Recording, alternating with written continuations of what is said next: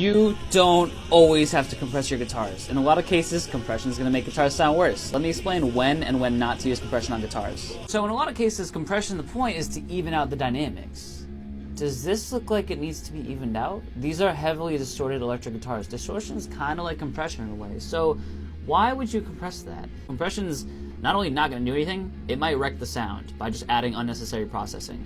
So I would not compress distorted guitars like 9 out of 10 times. It's not going to do anything. Well, especially like if they're rhythm guitars. If they're lead guitars though, that's a little bit of a different story. So let's talk about this guitar.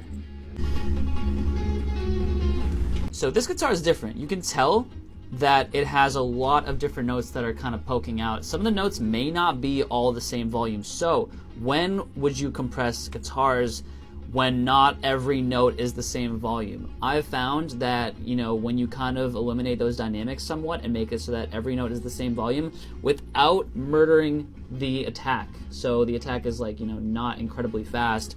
That keeps the transient intact, which means the guitar is going to cut through in the mix dynamically, but it's going to even out every single note to make every note the same volume, more or less. Yeah, in a lot of cases, do not reach for compression on guitars by default. Ask yourself if it needs compression or not.